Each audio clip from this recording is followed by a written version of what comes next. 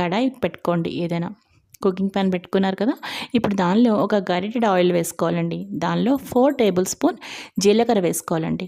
జీలకర్ర వేసుకున్న తర్వాత ఇప్పుడు నెక్స్ట్ దానిలో పచ్చివి మిరపకాయలు, పచ్చివి సగం వరకు వేసుకోండి. అలాగే పండువి అంటే ఇప్పుడు సగం సగం అని కాకుండా మీకు పచ్చిమిరపకాయల క్వాంటిటీ ఎక్కువ వరకు పచ్చివి పండువి అన్నీ మిక్స్ చేసేసి ఈ విధంగా ఇప్పుడు నేను మీకు చూపిస్తున్నాను కదా, ఈ విధంగా వేసుకున్న తర్వాత ఇప్పుడు ఏం చేయాలి అంటే కొంచెం అంటే అలా చేత్తో కాస్త పసుపు వేసుకుని ఇప్పుడు సాల్ట్ మీ టేస్ట్ ప్రకారం అంటే మీకు ఎంత టేస్ట్గా అంటే మీరు సాల్ట్ ఏ విధంగా తింటారో అన్న దాన్ని బట్టి అక్కడ అడ్జస్ట్ వేసుకుని ఇప్పుడు మూత పెట్టి మీరు వదిలేయండి. అలాగే నెక్స్ట్ చింతపండు వేసుకున్నాను, ఇంకా పసుపు వేసుకున్నాను, సాల్ట్ వేసుకున్నాను, అల్లం ముక్కలు వేసుకున్నాను, గార్లిక్ క్లోవ్స్ కూడా వేసుకున్నాను. అంతే ఫ్రెండ్స్. ఇప్పుడు వీటన్నిటిని చాలా చక్కగా గ్రైండ్ చేసుకున్నాను అనమాట. చూసారు